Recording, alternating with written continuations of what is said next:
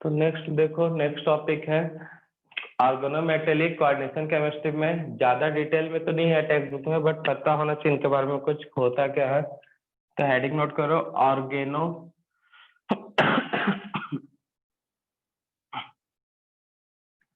Organometallic compound.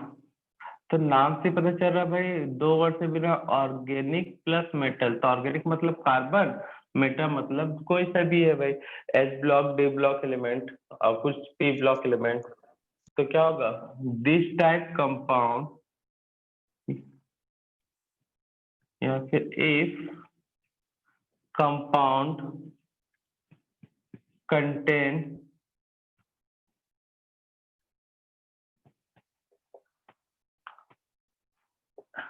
at least one metal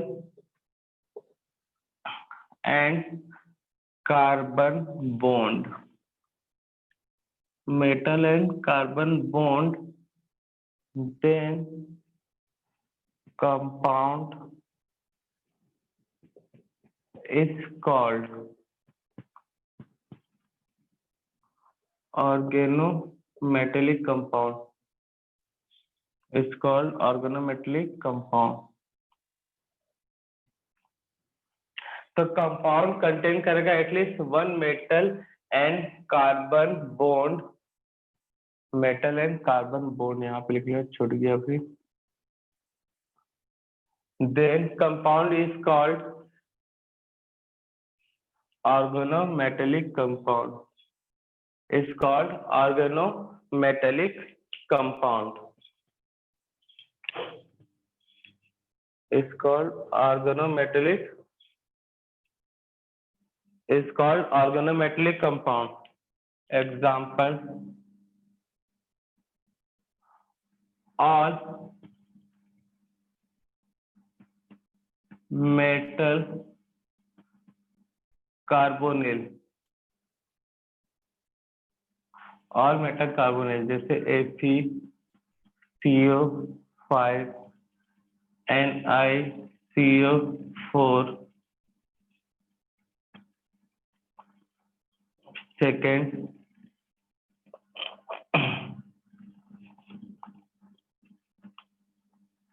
ferrocene. ये कुछ नाम याद रखना है।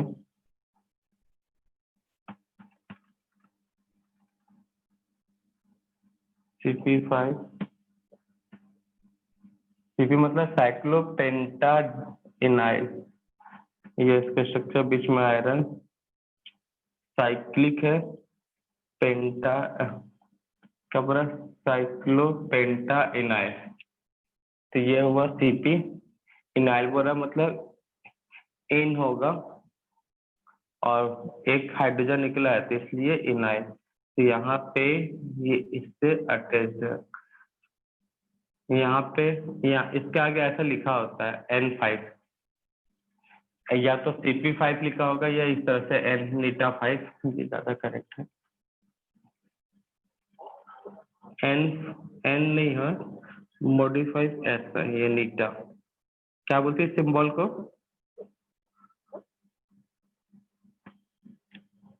क्या बोलते हैं सिंबल को? नीटा। तो ये जो नीटा है ये इसको बोला जाता है हेप्टासिटिल।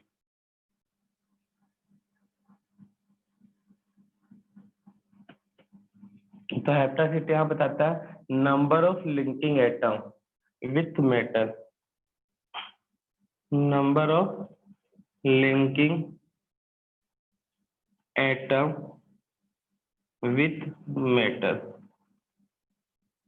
तो इस कंपाउंड के कितने एटम लिंक है? 5, इसलिए यहाँ पे 5 लगेगा। 3 मतलब 3, तो ये नोट कर लो। तो साइक्लोपेंटाइनाइल हेप्टासिटी इसका है 5, नीटा मतलब हेप्टासिटी। तो 5 एटम से ये अटैच्ड होगा, मतलब 5 कार्बन है यहाँ पे, 5 कार्बन से ये आयरन क्या होगा, अटैक होगा, सॉरी अटैच्ड होगा, अटैक नहीं। यहाँ पे 5 कार्बन है, 1 2 3 4 5, इन सभी से आयरन जो है वो अटैच्ड होगा। नेक्स्ट सब हेडिंग नोट करो, structure of metal carbonyl compound. Sir hmm, Sakshi waiting पर है। हाँ, मेटल कार्बोनिल कंपाउंड, फिर ऑर्गेनोमेटेलिक कंपाउंड कर लो, सभी का देख लेते इकट्ठे। नेक्स्ट हेडिंग नोट कर लो फिर, structure of organometallic compound, structure of organometallic compound. तो इसमें करना क्या है, 3 स्टेप में मतलब पूरी तरह से क्वेश्चन हो जाएगा सॉल्व। फर्स्ट स्टेप में कैलकुलेट करना है टोटल वैलेंस इलेक्ट्रॉन, TVE, बताएंगे कैसे कैलकुलेट किया जाएगा। सेकेंड स्टेप में मेटल मेटल बॉन्ड, मतलब उस कंपाउंड में एक मेटल और दूसरे मेटल के बीच कितने बॉन्ड है, तो 18 - N और माइनस TV, N है number of central atom, where N equal to क्या है, number of Ca central atom.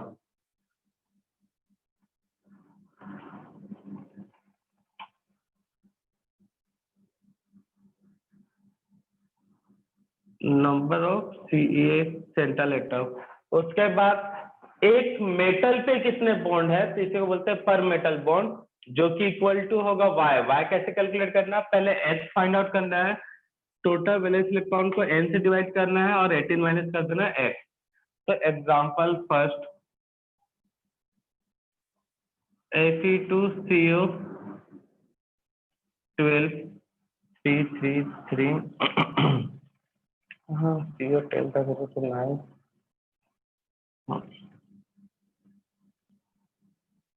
NCERT text book में कुछ एग्जांपल था ना इस टाइप का, Fe2CO10, चलो देखो Fe2 नहीं है 3 CO12। अब देखो इसमें फाइंड आउट करते हैं पर मेटल मेटल बॉन्ड। तो सबसे पहले क्या निकालना, फर्स्ट स्टेप, ध्यान देना कहीं मिलने वाला नहीं है कोई से बुक में आपको। स्टेप 1 टीवी सॉल्व करना है, टोटल वैलेंस इलेक्ट्रॉन, तो भैया number of central atom in valence electron of central atom कर लो, valence electron of Ca central atom कितने हैं, 3 से मल्टीप्लाई होगा। लिगेंड कितने है भाई, लोन पे कितना देगा, एक CO2, और लिगेंड कितने है भाई, टोटल 12। तो टीवी क्या होगा, आयरन के वैलेंस सेल में कितना इलेक्ट्रॉन होता है, बोलो जल्दी। 8 बोला था, फेको में 8 9 होता है, तो 8 प्लस 2 इंटू 12 24। तो सॉल्व करने पर कितना आएगा, 24 यही आएगा। टोटल वैलेंस सेल 8 3 24, ठीक है, तो 48 ये आया हमारा। सेकेंड स्टेप में क्या करना है भाई,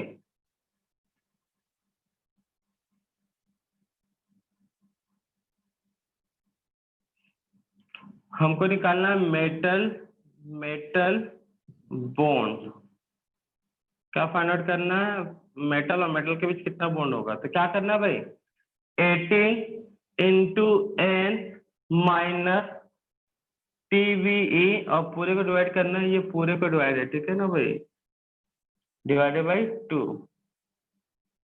तो 18 का वैल्यू कितना, 18 का 18, N का वैल्यू कितना भाई, कितने सेंट्रल एटम में यहाँ पे है मेटल, N का वैल्यू कितना रखोगे भाई, बोलो 3 माइनस 48, पूरे को 2 से डिवाइड, तो कितना हो जाएगा, 54 माइनस 48 डिवाइडेड बाई 2, तो 54 5 8 6 कितना हो जाएगा भाई, 6 आएगा, 6/2 इक्वल टू 3। मतलब मेटल मेटल बॉन्ड टोटल कितने होंगे भाई, 3। अब पर मेटल बॉन्ड मतलब इच मेटल पे कितना बॉन्ड होगा, थर्ड स्टेप में ये फाइंड आउट कर लो, पर मेटल बॉन्ड। ये थोड़ा सा एडवांस है, ये सब तुम्हारे सिलेबस में नहीं दिया, ठीक है ना, बस पता होना चाहिए, तो कैसे निकालना y, तो y निकालने से पहले क्या निकालना भैया x। x कैसे निकलेगा, टीवी को डिवाइड करना है किससे, टीवी को डिवाइड करना है किससे, n फैक्टर से, मतलब n मतलब 3 से। तो 48 divided by 3 equal to 16, 48 divided by 3 equal to क्या आएगा 16। एक और लास्ट स्टेप बचा हुआ है भाई। अब उसके बाद y निकालना है, तो y कैसे निकलता है भाई, 18 माइनस क्या था x, x मतलब 16, तो कितना का 3। क्लियर है, क्लियर हुआ कि नहीं हुआ भाई। y का वैल्यू कितना है 3, तो एक मेटल पे 3 बॉन्ड होगा और मेटल मेटल बॉन्ड कितना, हाँ बोलो, सॉरी 2 आएगा ना। यार, एक मेटल पे, हाँ एक मेटल पे कितना बॉन्ड होगा, हर एक मेटल पे 2 बॉन्ड, और मेटल मेटल बॉन्ड कितना होगा 3। तो स्ट्रक्चर देख लो कैसा होगा भाई।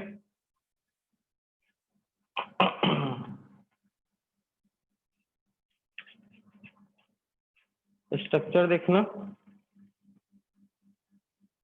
कितने आयरन है टोटल, एक मिनट पूरा ले रहा हूं ना फ्रेम में।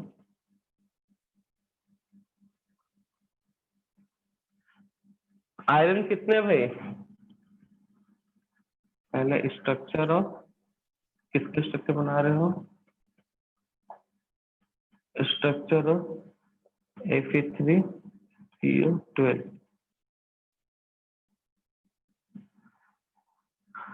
Fe और ये Fe।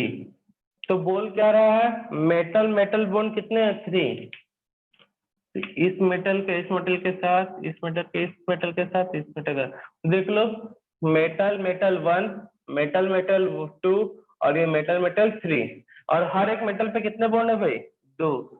इस आयरन को देखो, इसके पास भी 2 बॉन्ड है, इस मेटेलिक आयरन को देखो, इसके पास भी 2 टाइम्स बॉन्ड है, इसमें भी, तो टोटल मेटल मेटल बॉन्ड कितने हो गए 3, इस तरह से कनेक्टेड होंगे।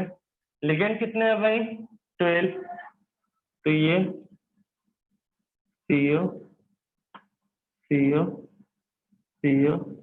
अब ये थोड़ा सा याद रखना पड़ेगा, नहीं याद रखोगे तो फिर थोड़ा सा सॉल्व नहीं होगा। बोलोगे सर सबको इक्वल इक्वल बांट देते 4 तो भी सही रहता। यहाँ पे 3 ब्रिज में रहेंगे, 3 जो CO है वो कहाँ रहते हैं भैया ब्रिज में, फर्स्ट सेकेंड एंड थर्ड, ऐसे नोट कर लो। ठीक सर है, सेकंड स्टेप से एक बार समझा दो ना सर। क्या सर सेकंड स्टेप से एक और बार समझा दो मेटल मेटल बॉन्ड के बाद से। तो यहाँ पे देखो, यहाँ पे एक ब्रिज बस, एक 2 ही ब्रिज है और एक सिंपल सा 4 होगा, ठीक है ना। नहीं तो यहाँ पे सभी को वैलेंसी CO के साथ 1 2 3 4 यहाँ पे कम हो रहा था बहुत ही, इसलिए वैसा करना पड़ा।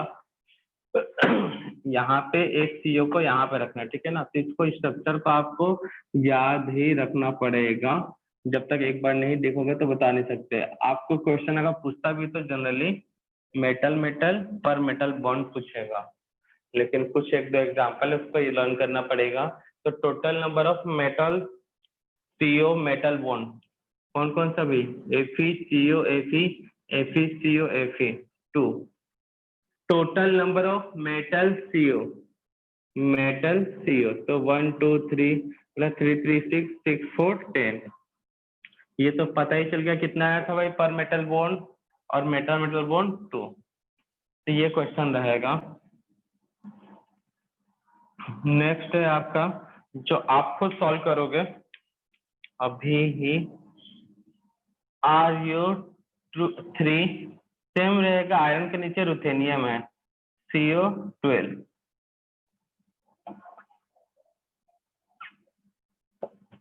करो बेटा लोग जल्दी सॉल्व। तो यहाँ पे इसका भी कैलकुलेट करके टीवी मेटल मेटल बॉन्ड और पर मेटल बॉन्ड यही आएगा। बट अगर देखो यहाँ पे आयरन के जगह सेम फैमिली के मेंबर में, सेम फैमिली मेंबर के एलिमेंट है ये आयरन और ये रुथेनियम, तो आयरन के जगह पे मैं रुथेनियम रखूंगा, तो लगता है आपका स्ट्रक्चर सेम होगा, बट एक्चुअल में ऐसा नहीं होता, एक्सेप्शनल नहीं बोलोगे यहाँ पे, ठीक है, इनका स्ट्रक्चर अलग है। सब में रुथेनियम RU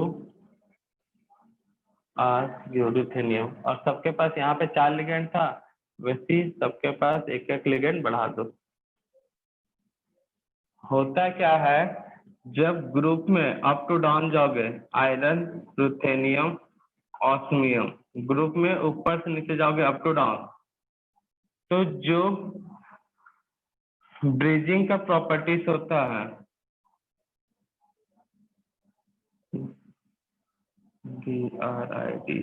ब्रिजिंग प्रॉपर्टीज जो होता है वो डिक्रीजेस होता है। जितना बड़ा साइज होगा उसका ब्रिजिंग का प्रॉपर्टीज उतना क्या होगा, कम। क्या बोल रहे हैं हम लोग, अप टू डाउन जाओगे तो साइज एलिमेंट का बढ़ता है, और साइज बढ़ता है तो क्या होता है, ब्रिजिंग प्रॉपर्टीज कम होता है। इसलिए आयरन ब्रिजिंग कंपाउंड बनाएगा CO के साथ, बट रुथेनियम नहीं बनाएगा। इसके पीछे का रीजन क्या है, इसका साइज, रुथेनियम का साइज, आयरन का साइज ये है तो रुथेनियम का ये साइज है, तो इसमें आराम से 4 लिगेंड ऐसे जुड़ सकते हैं भाई, ठीक है ना। ये भी एक बोल सकते हो, क्या मैं बोला, क्लियर हुआ ये कॉन्सेप्ट, क्यों ऐसा ब्रिजिंग होता है, नहीं होता फिर बाद में।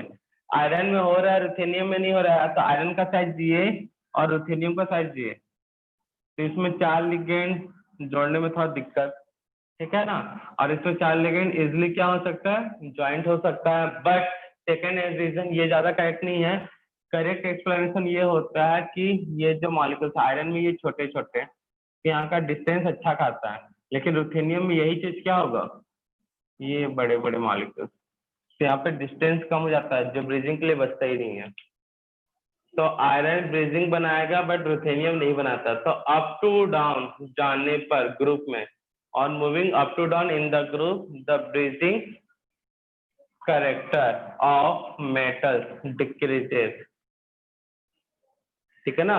तो जैसे जैसे साइज बढ़ेगा तो ब्रिजिंग कैरेक्टर क्या होगा, डिक्रीज होते जाएगा। तो याद रखो इस चीजों को।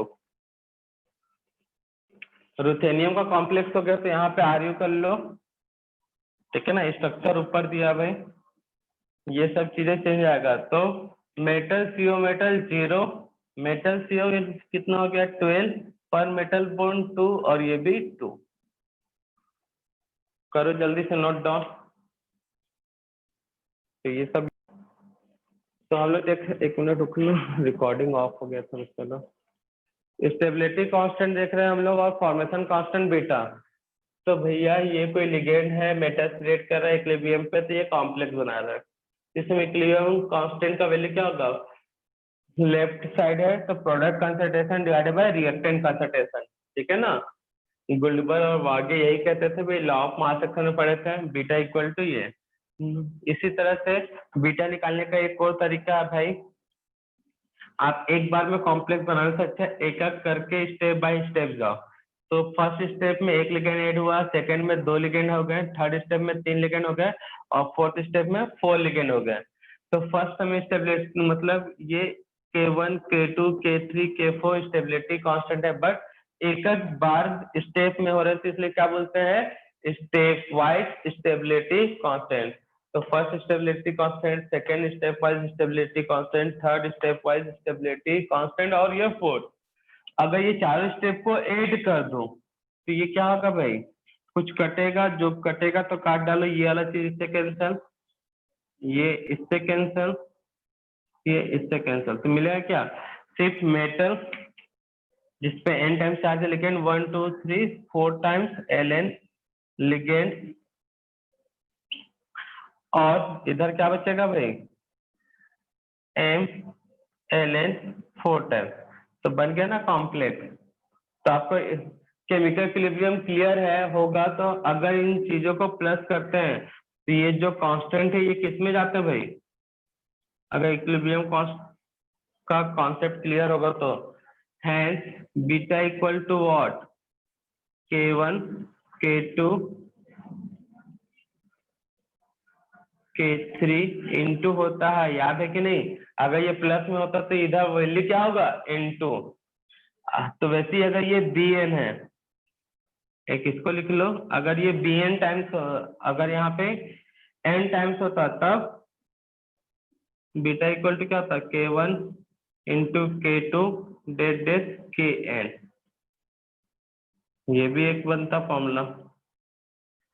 तो आपको याद रखना है, बीटा को बोलते हैं स्टेबिलिटी कांस्टेंट, फॉर्मेशन कांस्टेंट या overall stability constant. K1, K2, K3, K4 step wise stability constant होता है। तो कई बार आपको K1, K2, K3, K4 का वैल्यू गिवन करा देगा, तो आपको पूछेगा क्या? Overall stability constant. तो क्वेश्चन हो जाना चाहिए सॉल्व, या फिर डायरेक्टली वैल्यू दिया होगा which compound of more stable. Beta का वैल्यू एक में 1 दे देगा, 10 दे देगा, ऐसा नहीं 10 की पावर में देता है, 1 2 3 4 दे दिया।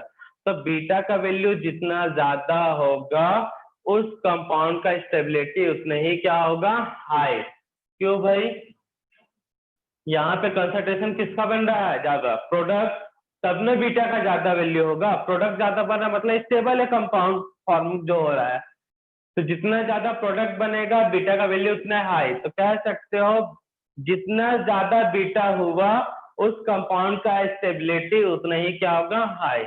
तो बस इस तरह से आपको याद रखना है। रिलेशन पूछ सकता है, what is the relation between step wise stability constant and overall stability constant.